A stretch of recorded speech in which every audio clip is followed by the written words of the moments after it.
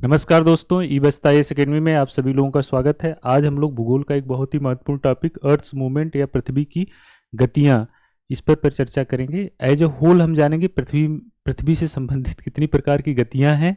तो इसको हम कैटेगराइज दो तरीके से किए हैं। इन द स्पेस यदि हम देखें, यानी कि एक एस्ट्रोनॉमिकल बॉडी की तरह देखें तो पृथ्वी में कैसी गतियां होती हैं। एस्ट्रोनॉमिकल बॉडी का मतलब कि एक खगोलीय पिंड, जैसे स्पेस में पृथ्वी किस तरह से अपने सौर मंडल में गति कर रही है, उसको यदि देखें तो वहाँ पे बहुत सारी गतियाँ पाई जाती हैं, जिसमें से तीन इंपॉर्टेंट है आपका रोटेशन, रिवोल्यूशन और प्रेसेशनल मोशन।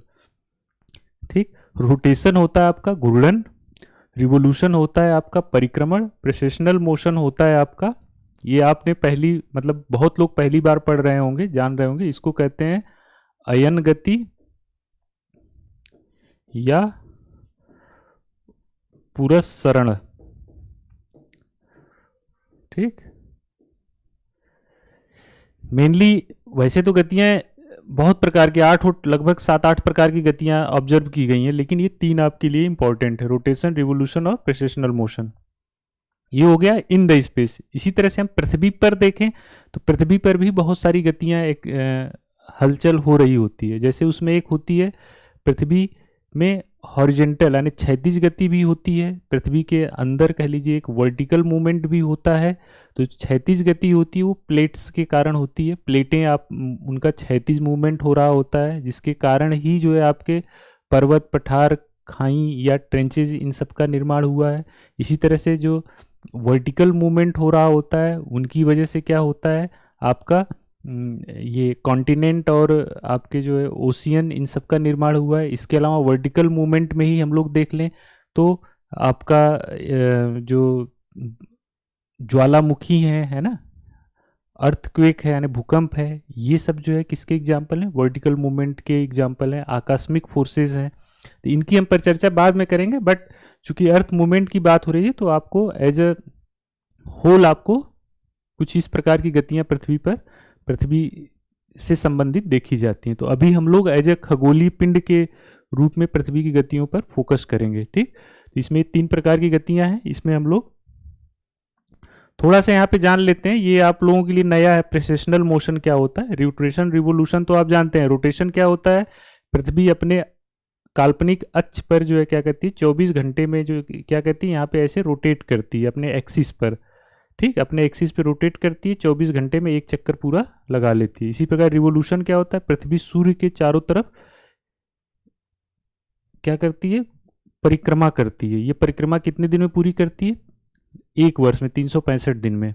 ठीक, इसी प्रकार से प्रेसेशनल मोशन क्या होती है, ये आप इसको समझिए कि जैसे मान लीजिए पृथ्वी अपने एक्सिस पर ऐसे क्या कर रही है, रोटेट कर रही है। तो ये रोटेट कर रही है, रोटेट करने के साथ साथ यदि हम इसको स्थिर मान लें फिलहाल, यहाँ पे रोटेट कर रही है, तो ये रोटेशन के साथ साथ इसका ये एक्सिस जो है अपनी पोजीशन बदलता रहता है, एक वृत्तीय पथ पर जो है क्या करता था, घूमता रहता है। ये गति इतनी धीमी है कि इसको हम लोग ऑब्जर्व नहीं कर पाते हैं। इसको समझिए, इसकी स्लोनेस ऐसे देखिए कि ये जो इस तरह से ये रोटेट कर रहा है एक्सिस पे, तो अपने ये घूर्णन कर ही रहा है, साथ ही साथ इसका ये वाला पोर्शन ऐसे ऐसे एक वृत्त पे रोटेट कर रहा होता है। इसको एक वृत्तीय यानी एक साइकिल पूरा करने में लगभग 26,000 साल लगते हैं। तो इसी वजह से हम लोग इसको ऑब्जर्व नहीं करते हैं, बुक्स वगैरह में ये बहुत ज़्यादा नहीं चर्चा की गई इस पर। आपने पहले पढ़ा होगा कि जैसे हमने क्लास में बताया भी है इसके पहले वाली क्लासों में, कि जो हमारा उत्तरी जो ध्रुव है यानी नॉर्थ पोल है, उसके सीध में एक तारा पाया जाता है, ध्रुव तारा, जो वर्तमान में पोलैरिस है। तो आज पोलैरिस है, लेकिन इसी प्रेसेशनल मोशन के कारण कल कोई और तारा जो है हमारे जो एक्सिस है नॉर्थ पोल है उसके सीध में होगा। ठीक, कभी कोई और तारा होगा, ये फिर से पोलैरिस हमारा जो है क्या बनेगा, ध्रुव तारा बनेगा। कितने साल बाद, 26,000 साल बाद में ये फिर से कभी जो है, अभी मान लीजिए अभी है, अभी काफी दिन तक रहेगा, हमारे जीवन काल में नहीं हटने वाला है।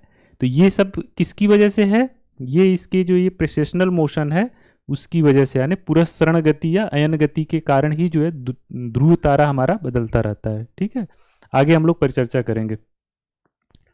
पहला आ जाते हैं रोटेशन। रोटेशन को क्या कहते हैं हिंदी में, घूर्णन या परिभ्रमण।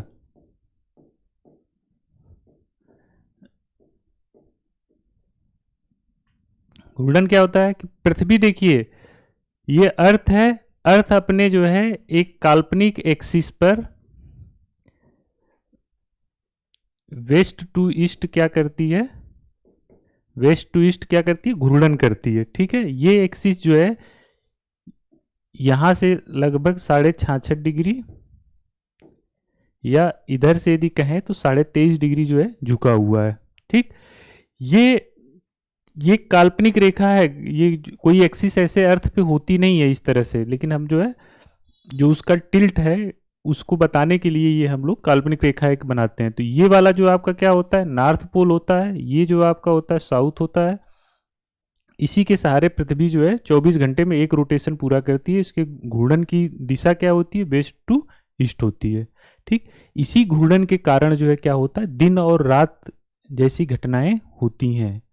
जो पोर्शन सूर्य के सामने आएगा पड़ेगा पृथ्वी घूर्णन के दौरान, अब मान लीजिए यहाँ पे कहीं सूर्य है तो अभी ऐसे घूर्णन कर रही है, तो जो पोर्शन सूर्य के सामने पड़ेगा पृथ्वी का वहां पे दिन होगा, जो उसके पीछे होगा वो रात होगी। यानी जहां तक सूर्य का प्रकाश जाएगा वो दिन, जहां नहीं जाएगा वो रात। तो जो सूर्य का प्रकाश है, अब देखिए पृथ्वी ऐसे टिल्ट है तो सूर्य का प्रकाश इस एक्सिस के सहारे नहीं पड़ता है, बल्कि कहिए ऐसे पड़ेगा ना, माने कि जितने भाग में सूर्य का प्रकाश पड़ता है जिन जिन पोर्शन में, ठीक, तो वो एक अलग काल्पनिक रेखा बनेगी, एक अलग सर्कल बनेगा जिसके एक तरफ दिन होगा जहां सूर्य का प्रकाश पड़ेगा, दूसरी तरफ रात होगी जहां सूर्य का प्रकाश नहीं पड़ेगा। तो उस काल्पनिक रेखा को जिसके सहारे कह सकते हैं दिन और रात को ऑब्जर्व किया जाता है, उसको सर्किल ऑफ इल्यूमिनेशन या प्रदीप्त वृत्त, प्रदीप्त वृत्त कहते हैं। ऐसे देखिए अर्थ तो हमारी ऐसे टिल्टेड है लेकिन सन की लाइट इस पोर्शन तक पड़ रही है, इस पोर्शन तक। ठीक, तो ये जो सर्किल है ये इसके चारों तरफ जो बनेगा इसको सर्किल ऑफ इल्यूमिनेशन या प्रदीप्त वृत्त कहते हैं। ठीक है, क्लियर है इतना। अब ये दिन और रात की लंबाई छोटी बड़ी कैसे होती है उसका बेसिकली संबंध अगले टॉपिक रिवोल्यूशन से है। रिवोल्यूशन प्लस ये जो एक्सिस ऑफ इंक्लाइनेशन है, ठीक है, इनके रिलेटेड उसको हम लोग बाद में चर्चा करेंगे। अब आ जाइए रिवोल्यूशन। रिवोल्यूशन हो गया आपका परिक्रमण।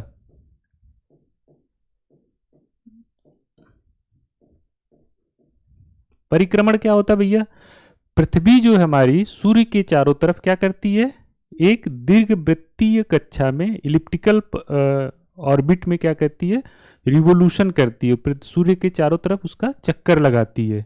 ठीक, अब ये जो रिवोल्यूशन होता है ये एक पूरा एक चक्कर लगाने में इसको 365 दिन, एक रिवोल्यूशन या एक रिवोल्यूशन में इसको 365 डेज दिन और 6 घंटे लगते हैं। यानी पृथ्वी सूर्य का एक चक्कर 365 दिन और 6 घंटे में पूरा करती है। ठीक, अब ये जो 365 दिन है और ये 6 घंटे, तो हम लोग 365 दिन को क्या करते हैं, एक नॉर्मल ईयर मान लेते हैं कि 365 दिन जो है का एक नॉर्मल ईयर है और 6 घंटे छोड़ देते हैं। उस 6 घंटे को प्रत्येक 4 साल बाद क्या करते हैं, जोड़ देते हैं। तो प्रत्येक 4 साल बाद 366 दिन का एक ईयर होता है जिसको हम लोग लीप ईयर बोलते हैं। 24 घंटे का एक दिन होता है तो 6 घंटे यानी एक चौथाई हुआ, तो 4 साल बाद उसको 24 घंटा बना के अगले जो भी साल आ रहा होता है उसमें जोड़ देते हैं। तो वो जो है जो एक दिन होता है, जब आप लीप ईयर देखे होंगे उसमें फरवरी कितने दिन की होती है, 29 दिन की होती है। नॉर्मल ईयर में कितने दिन की होती है, 28 दिन। तो वो एक दिन की जो एक्स्ट्रा फरवरी होती है यही 6 घंटे जो है मिला के एक दिन यहाँ पे जोड़ दिया जाता है। ठीक है, तो ये रिवोल्यूशन हुआ। इस रिवोल्यूशन का से क्या होता है, एक तो हो गया कि भैया रिवोल्यूशन से हमें वर्ष का पता चलता है कि वार्षिक गति है ये पृथ्वी की, और जो रोटेशन था वो क्या है उसकी दैनिक गति, दिन रात होते हैं, इससे वर्ष होते हैं, 1 वर्ष 2 वर्ष 3 वर्ष, इस तरह की चीजें आप जरूर। इसके अलावा इससे और हम लोग क्या करते हैं, सीजन के बारे में पता चलता है, सीजन्स या ऋतुएं, सीजन या ऋतुओं के बारे में हमें, ऋतुएं के बारे में, ऋतुओं या ऋतु के बारे में हमें इससे पता चलता है। किससे? रिवोल्यूशन से। रिवोल्यूशन से ही जो है कह लीजिए हमको जो है दिन की जो लंबाई होती है कम और अधिक कैसे क्यों होती है, इसके बारे में भी हम जो है जानते हैं। इस रिवोल्यूशन को या इन ऋतुओं को समझने के लिए एक चीज पहले और आप समझ लीजिए,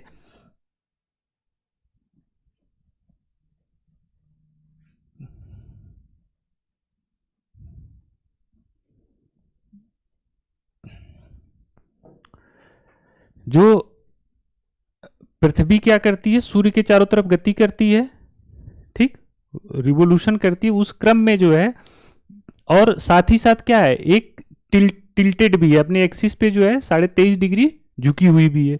उसके कारण क्या होता है, हमें ये एक फेनामेना ऑब्जर्व होता है। मान लीजिए कि ये ध्रुव है, सॉरी ये विषुवत है, ये कर्क रेखा है, कर्क रेखा, ये विषुवत है, और ये आपका मकर रेखा है। तो जब ये पृथ्वी सूर्य के चारों तरफ रोटेट करे तो एक ऐसी स्थिति आती है कि सूर्य की किरण, सूर्य जो है विषुवत रेखा पर क्या करता है, एकदम सीधे पड़ता है, लंबवत पड़ रहा होता है। एक स्थिति ऐसे आती, ये स्थिति कब आती है, 21 मार्च और 23 सितंबर को। एक स्थिति ऐसी आती है 21 जून की, जब सूर्य की स्थिति आभासी स्थिति कह लीजिए वो कहाँ पर होती है, कर्क रेखा पर होती है। इसी प्रकार से 22 दिसंबर को सूर्य की आभासी स्थिति कहाँ पे होती है, मकर रेखा पर होती है। ये ऐसा क्यों होता है, पृथ्वी के रिवोल्यूशन प्लस पृथ्वी जो अपने एक्सिस पे टिल्ट है, अपने एक्सिस पे अक्ष पर जो झुकी हुई है, उसके कारण होता है। कैसे होता है देखिए, पहले यहाँ पे एक समझ लीजिए कि जो सूर्य है, यदि हम इसको इस प्रकार से कुछ इसकी देखिए, ये एक दिन होगा 21 मार्च, 21 मार्च को सूर्य यहां पर लंबवत विषुवत पर पड़ रहा होगा, ठीक। इसी तरह से जब 21 मार्च से आप जून में जाएंगे तो जून पे कर्क रेखा पर जो है 21 जून को कर्क रेखा पर सूर्य की स्थिति लंबवत होगी। फिर 21 जून के बाद 23 सितंबर को सूर्य की स्थिति यहां पर फिर से विषुवत पर जो है 23 सितंबर को फिर से विषुवत रेखा पर इसकी स्थिति लंबवत होगी। 23 सितंबर के बाद 22 दिसंबर को जो है फिर सूर्य की स्थिति कहां पे होगी, मकर रेखा पर आएगी। ये क्यों ऐसा होता है, अब इस डायग्राम पे देखिए।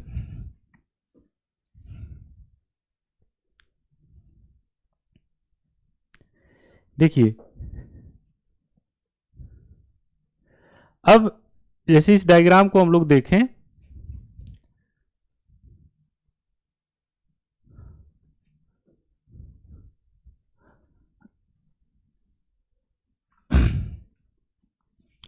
तो यहां देखिए, मान लीजिए कि हम जो है 21 जून की स्थिति को देख रहे हैं, तो 21 जून को जो है पृथ्वी जो है कुछ इस तरह से होती है, ये वाली पोजीशन है, ठीक।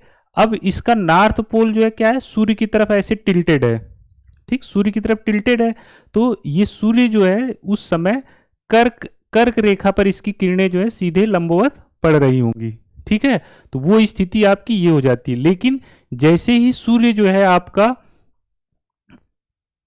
23 सितंबर को आता है, तो उस समय जो है क्या है, ये किसी सूर्य के संदर्भ में किसी तरफ टिल्ट नहीं होता है, वहां पे सूर्य की किरणें इस समय कहां पे, कर्क रेखा पर सीधी पड़ रही होती हैं। इसी प्रकार से जब ये 22 दिसंबर वाली स्थिति में आएंगे, तो 22 दिसंबर वाली स्थिति में, ये 22 दिसंबर वाली स्थिति में इसका जो साउथ पोल है वो सूर्य की तरफ टिल्ट होता है। तो उस समय जो है क्या होता है, मकर रेखा ने ट्रॉपिक ऑफ कैप्रिकॉर्न पे जो है सूर्य की किरणें क्या हो रही होती हैं, सीधे पड़ रही होती हैं, यानी साउथ वाला पोर्शन पे लाइट ज्यादा पड़ रही होती है, साउथ हेमिस्फेयर पे, और सूर्य जो है कर्क मकर रेखा पर सीधा पड़ रहा होता है। जून वाली स्थिति में क्या होता है, नॉर्थ पोल टिल्ट होता है सूर्य की तरफ। उस समय जो है क्या हो रहा होता है, उत्तरी गोलार्ध में सूर्य की किरणें प्रकाश ज्यादा प्राप्त हो रहा होता है, और सूर्य जो है कर्क रेखा पर यानी ट्रॉपिक ऑफ कैंसर पर सीधा पड़ रहा होता है। ठीक, इसी प्रकार से दो स्थितियां एक होती हैं 21 मार्च और 23 सितंबर को। सूर्य के संदर्भ में पृथ्वी किसी तरफ टिल्ट नहीं होती है, सूर्य की किरणें सीधे कर्क रेखा पर लंबवत पड़ती हैं। ठीक, तो इस चीज को हमने इसको एक इस चित्र के माध्यम से मूवमेंट को सूर्य के आभासी, अब बेसिकली क्या इसमें लग रहा है कि सूर्य, जैसे हम लोग पढ़ते हैं कि सूर्य का उत्तरायण, सूर्य का दक्षिणायन, यानी सूर्य उत्तर की तरफ चला गया तो उत्तरी गोलार्ध में गर्मी पड़ती है, सूर्य दक्षिण की तरफ चला गया तो दक्षिणी गोलार्ध में गर्मी पड़ती है, सूर्य नहीं जाता है कहीं। बेसिकली ये जो इसकी मूवमेंट हो रहा है अर्थ का सूर्य के चारों तरफ, और प्लस जो इसके झुकाव है, इसके कारण ये ऐसा आभास होता है कि सूर्य उत्तर या दक्षिण चला गया, सूर्य अपनी जगह पर स्थिर है। जा कौन रहा है, हम जा, मतलब पृथ्वी का मूवमेंट हो रहा है। ठीक है ना, तो ये समझने के लिए इसको हम कह देते हैं उत्तरायण, तो वो बेसिकली उसको आप सही शब्दावली ये है कि अपरेंट मूवमेंट ऑफ सन करिए, उसको बोलिए आभासी गति, सूर्य की आभासी गति। सूर्य उत्तरायण दक्षिणायन नहीं होता है, हमारी पृथ्वी में मूवमेंट हो रहा है, सूर्य तो अपनी जगह पे स्थिर है। ये आभासी मूवमेंट क्यों दिखाई देता है, एक तो अर्थ के रिवोल्यूशन के कारण, प्लस अर्थ जो अपने एक्सिस पे झुकी हुई है उसके कारण ये जो है दिखाई देता है। ठीक है, अब जो ये वाली स्थिति है जब सूर्य की किरणें विषुवत रेखा पर लंबवत पड़ रही होती हैं, जब सूर्य की किरणें इन दो स्थितियों में, ठीक, विषुवत रेखा पर सूर्य की किरणें जब लंबवत पड़ रही होती हैं तो उसको बोलते हैं, इस स्थिति में क्या होता है कि पूरे पृथ्वी पर, पूरे ग्लोब पर दिन और रात क्या होते हैं, बराबर होते हैं। ठीक, दिन और रात की लंबाई पूरे ग्लोब पे बराबर होती है। इसको इसीलिए क्या बोलते हैं, इक्विनॉक्स।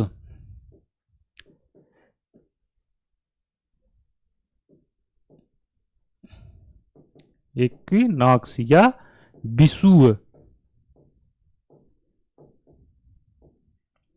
ठीक, इस स्थिति इक्वी माने होता है बराबर, नॉक्स माने होता है रात, यानी बराबर रात, तो इसी से इक्विनॉक्स या विषुव बोलते हैं।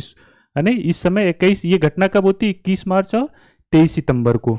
ठीक है, इसी प्रकार से जब सूर्य की स्थिति यहां पे होती है, यानी ये वाली स्थिति होती है, जब ये वाली स्थिति होती है, ये कब होती है, 21 जून को, जब सूर्य कर्क रेखा पर सीधा पड़ रहा होता, चमक रहा होता, उसको बोलते हैं समर सोलिस्टिस, समर सोलिस्टिस या जून सोलिस्टिस, या इसी को हिंदी में बोलते हैं ग्रीष्म संक्रांति, यानी सोलिस्टिस को संक्रांति, या फिर इसी को अयनांत भी बोलते हैं, अयनांत। ठीक है, क्योंकि उत्तर में है तो उसको उत्तरी अयनांत भी बोलते हैं, उत्तरी संक्रांति भी बोलते हैं, कर्क संक्रांति भी बोल सकते हैं। तो ये स्थिति, जो ये मकर वाली स्थिति है, जब सूर्य मकर पे यहां पे पड़ रहा होता है, तो इसको हम लोग बोलते हैं, क्या बोलते हैं, इस स्थिति को बोलते हैं विंटर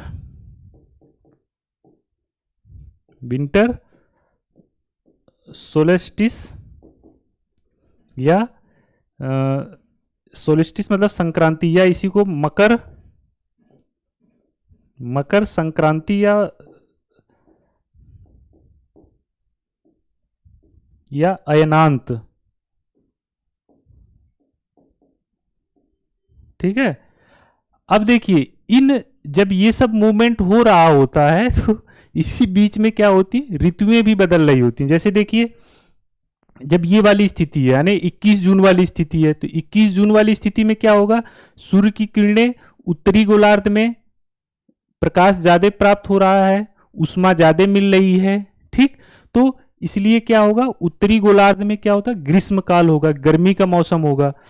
इसी दौरान चूंकि सूर्य की किरणें ज्यादा मिल रही हैं तो उत्तरी गोलार्ध में दिन की लंबाई क्या होगी, बड़ी होगी। और 21 जून वो ऐसी तारीख है जिस दिन उत्तरी गोलार्ध में सबसे बड़े दिन और सबसे छोटी रातें क्या होती हैं, ऑब्जर्व की जाती हैं। अब देखिए, ये जो कर्क रेखा है, कर्क रेखा पर सूर्य की किरणें लंबवत पड़ रही होती हैं। यहाँ पे जो ये ध्रुव होता है, ध्रुवीय भाग में सूर्य की किरणें तिरछी पड़ रही होती हैं।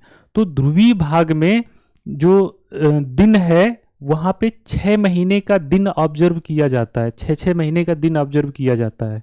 ठीक है, इसी तरह से ये ग्रीष्म ऋतु होगा। अब जब समर से जो है 21 जून के बाद सूर्य की आभासी गति फिर से विषुवत रेखा की तरफ होगी।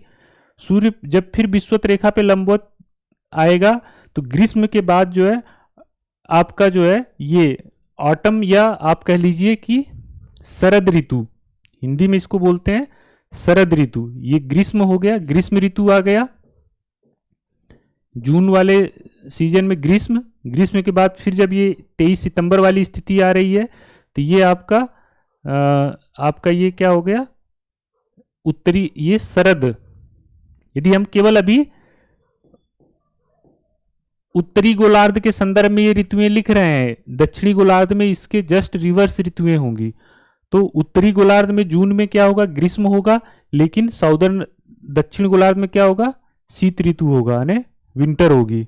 इसी तरह से जब आप सूर्य जो है सितंबर में क्या होता है, 23 सितंबर को कर्क विषुवत रेखा पर लंबवत पड़ रहा होता है, उस समय जो है क्या होता है, उत्तरी गोलार्ध में शरद ऋतु होती है और दक्षिणी गोलार्ध में बसंत ऋतु होती है। अब इस 23 सितंबर के बाद यहाँ पे देखिए, 23 सितंबर के बाद फिर से सूर्य जो है 22 दिसंबर वाली स्थिति में जाएगा। तो ये मकर रेखा पर क्या होगा, सीधा पड़ रहा होगा, लंबवत पड़ रहा होगा। जैसे ये स्थिति ये वाली हुई तो दक्षिणी गोलार्ध सूर्य की तरफ टिल्ट, यानी साउथ वाले पोर्शन को ज्यादा लाइट मिलेगी, मकर रेखा पर सूर्य पड़ रहा होगा। उत्तरी गोलार्ध में जो है क्या होगा, ठंडी का समय होगा। ठीक, यहाँ पे अब जैसे देखिए ये डायग्राम, यदि आपको ऐसे देखिए, ये इस तरह का कुछ ये पोर्शन बन रहा है, ये वाला। यहां पे अब जस्ट इसका रिवर्स फेनामेना ऑब्जर्व किया जाएगा। क्या, दक्षिणी ध्रुव पर जो है, या ऐसे कह लीजिए पहले 22 दिसंबर को दक्षिणी गोलार्ध में सबसे बड़ा दिन और सबसे छोटी रातें ऑब्जर्व की जाएंगी, जबकि उत्तरी गोलार्ध में क्या होगा, सबसे छोटा दिन और सबसे बड़ी रातें ऑब्जर्व की जाएंगी। और उत्तरी गोलार्ध में जो नॉर्थ पोल है वहां पे 6 महीने तक रातें पाई जाती हैं। ठीक है, और इसी तरह से दक्षिणी ध्रुव पर 6 महीने का दिन जो है पाया जाता है। ठीक है, तो कुल मिला के अब जो उत्तरी गोलार्ध है, उत्तरी गोलार्ध में यहाँ पे क्या ऑब्जर्व किया जाएगा, शीत ऋतु ऑब्जर्व की जाएगी। ठीक है, और दक्षिणी गोलार्ध में ग्रीष्म काल रहेगा। इसके बाद जब फिर से 22 दिसंबर से ये आएगा 21 मार्च वाली स्थिति में, फिर से सूर्य क्या होगा, सूर्य की किरणें कहाँ पे, विषुवत पे लंबवत पड़ रही होंगी। तो जब विषुवत पे लंबवत पड़ रही होंगी, इस समय जो अब मौसम होगा इसको हम लोग बोलते हैं बसंत ऋतु, उत्तरी गोलार्ध के संबंध में। ठीक, तो कुल मिला के ये ऋतुएं इस तरह से परिवर्तित हो रही हैं। बसंत ऋतु में ग्रीष्म, शरद, शीत, वसंत। ठीक है, ये ऋतुएं जो हैं मेनली जो टेम्परेट जोन है ना, वहां पे बहुत क्लियरली ऑब्जर्व की जाती हैं। जो ट्रॉपिक्स हैं, ट्रॉपिक्स के बीच में इनको बहुत डिस्टिंग्विश नहीं किया जा सकता है। जैसे हम भारत के संदर्भ में देखें, ये तो मोटा मोटी 4 ऋतुएं ऐसे पाई जाती हैं, लेकिन यदि हम भारत के संदर्भ में ऋतुएं देखें तो यहाँ पे 6 ऋतुओं के बारे में चर्चा की गई है। ये तो की ही गई है, शीत, वसंत, ग्रीष्म, शरद। इसके अलावा हेमंत और शिशिर 2 और ऋतुएं हैं, यानी कुल 6 ऋतुओं का चर्चा भारत के संदर्भ में की जाती है। उसको हम लोग देख लेते हैं।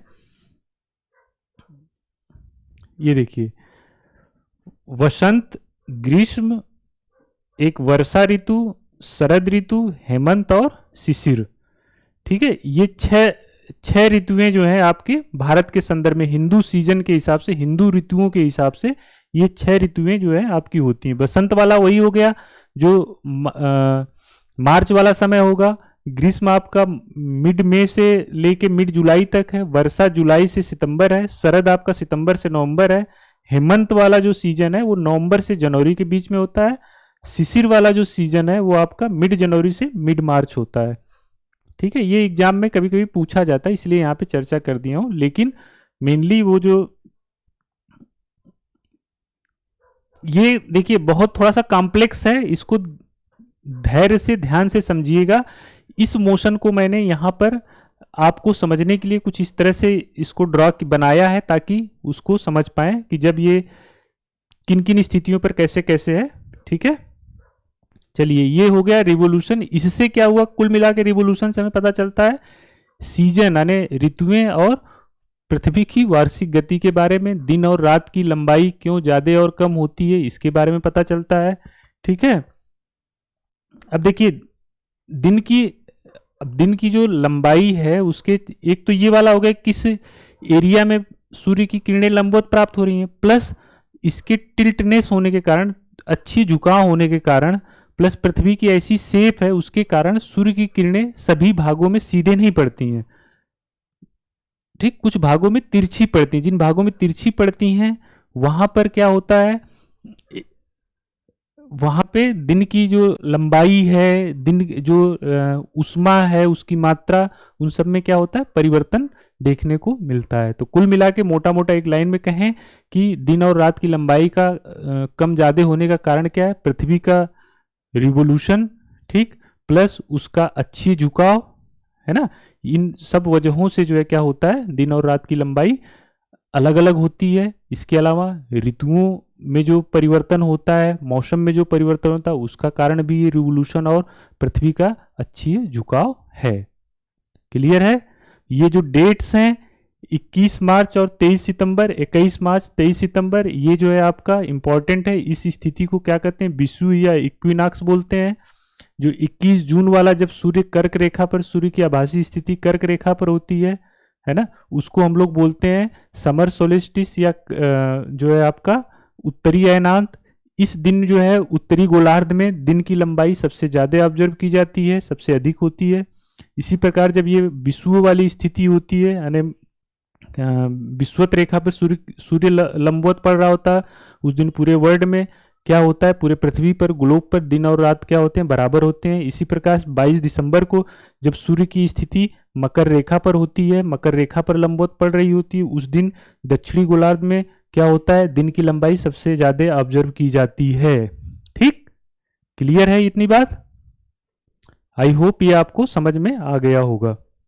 अगला टॉपिक देखते हैं हम लोग, प्रेसेशनल मोशन, या इसी को जैसा कि हम लोगों ने बताया था पुरस्सरण,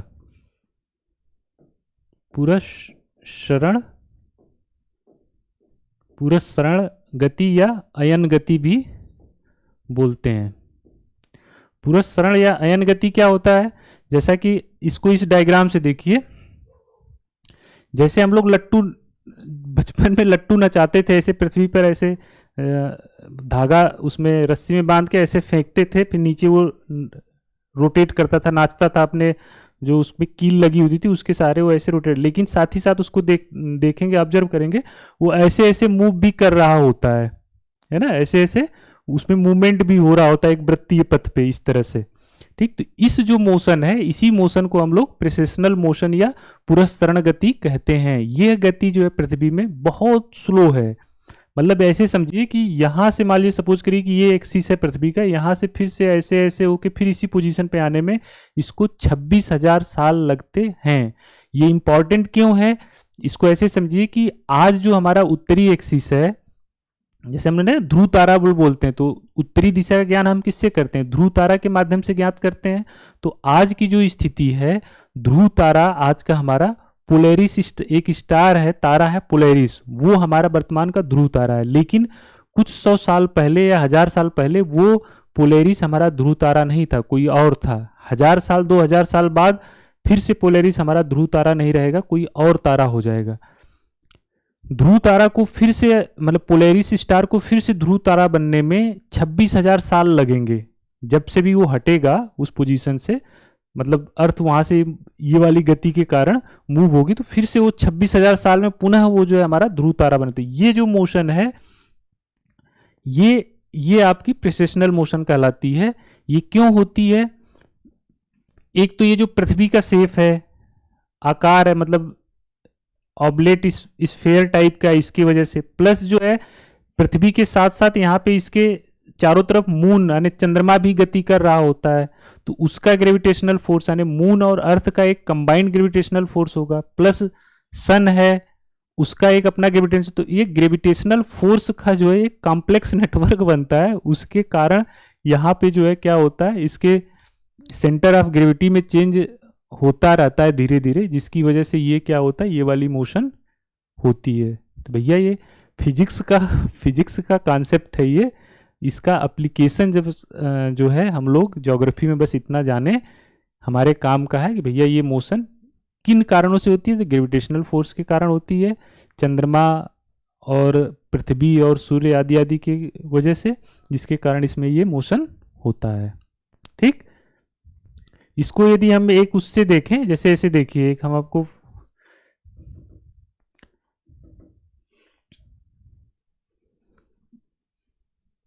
ये देखिए कुछ इस तरह का मूवमेंट जो हो रहा होता है लगभग 26,000 साल में, ये जो है ये आपका, ये मान लीजिए सपोज करिए कि यहाँ पे इसको रोक दीजिए, तो यहाँ पे कहीं पे ध्रुव तारा है। अब ये जब ये मूवमेंट आगे हो जाएगा, अब यहाँ पे आ जाएगा, तो जैसे जैसे पोजीशन चेंज होगी ये एक्सिस की, उसी के हिसाब से ध्रुव, अलग अलग स्टार जो है ध्रुव तारे हमारे बनते रहेंगे। तो ये इस टाइप का जो ये मोशन है ये प्रेसेशनल मोशन कहलाता है या पुरस्करण गति कहलाती है। बहुत ही स्लो है, 26,000 साल में एक बार होती है।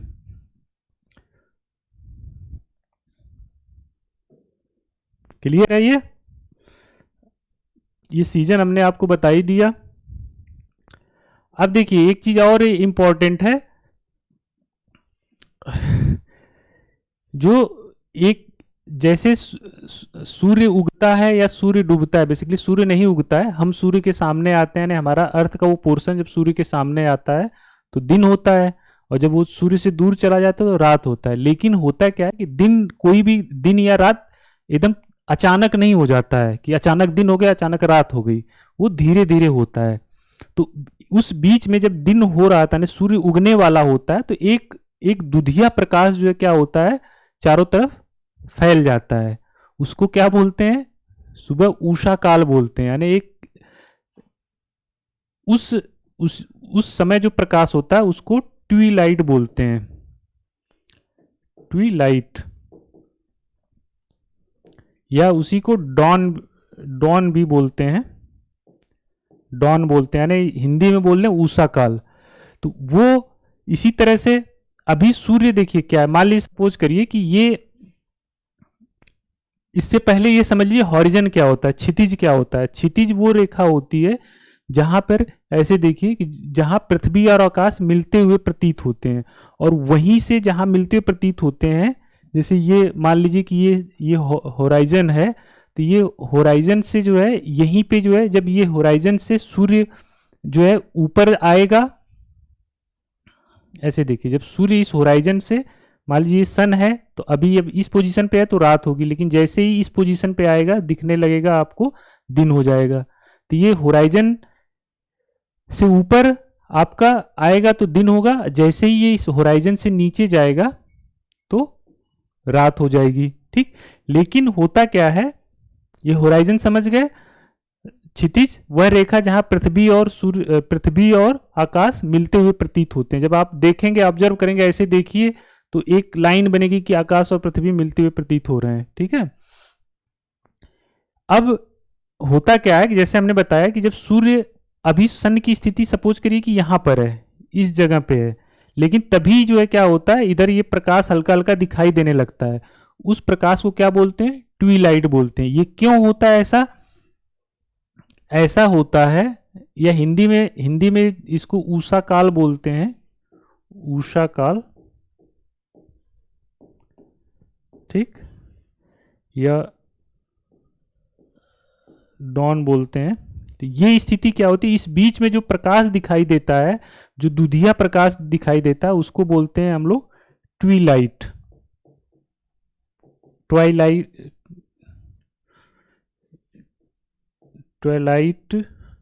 ठीक, ये क्यों होता है ऐसा, ये ऐसा इसलिए होता है कि हमारे आकाश में, ठीक, बहुत सारे धूल कण होते हैं, गैसेज होती हैं, जिनसे सूर्य का प्रकाश अभी क्षितिज से नीचे ही होता है, लेकिन उनसे टकरा के क्या होता है, इधर पे हमें दिखाई देने लगता है प्रकाश। ठीक है, प्रकीर्णन यानी स्कैटरिंग और डिफ्यूजन के कारण ये घटना होती है।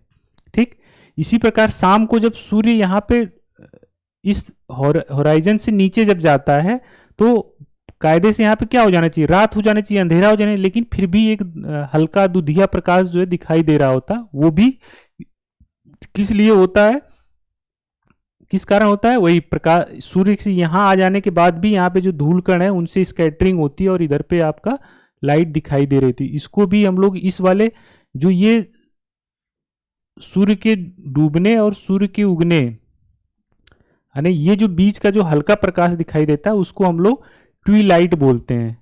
ठीक है, यानी ये इसको गोधूमी क्या बोलते हैं हिंदी में, जो भी बोलते हैं गोधूली बोलते हैं, जो वो प्रकाश होता है ना, गोधूली बेला। ठीक है, गोधूली या गोधूमी जो भी बोलते हैं। तो ये जो होता है आपका ट्विलाइट होता है, ये वाला रीजन। ये क्यों होता है ये आपने समझ लिया। ठीक है, यही जो ट्विलाइट है, इसको जो सुबह का है या शाम की ट्विलाइट है, इसको 3 प्रकार से कैटेगराइज किया गया है। सिविल ट्विलाइट, ठीक है, नॉक्टिकल ट्विलाइट और एस्ट्रोनॉमिकल ट्विलाइट, एस्ट्रोलॉजिकल ट्विलाइट। ठीक है, ये 6-6 डिग्री पे इनका डिफ्रेंशिएट, 6 डिग्री का, यानी 6 डिग्री पर, जैसे मान लीजिए यहाँ पर ऐसे 6 डिग्री बना दिया, ये सिविल ट्विलाइट हो जाएगी। ये 12 डिग्री बाद ये जो है नॉक्टिकल हो जाएगी। ये 18 डिग्री बाद जो है आपकी एस्ट्रोलॉजिकल या खगोलीय कह लीजिए।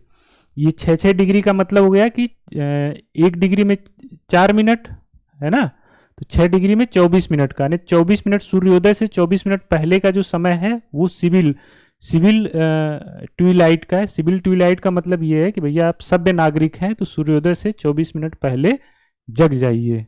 ठीक है, तो ये मोटा मोटा ये कॉन्सेप्ट है, इसको आप लोग आई होप समझ गए होंगे। तो इस चैप्टर में इतना ही है। एंजॉय करिए, बार बार इसको पढ़िए, समझिए, बहुत इंपॉर्टेंट है ये, आप लोगों को कोई बताएगा नहीं जल्दी। ठीक है, थैंक यू। चैनल को लाइक करिए, शेयर करिए और सब्सक्राइब भी करिए, ताकि हम आपके लिए ऐसे ही क्वालिटी कंटेंट लेकर आते रहें। Thank you.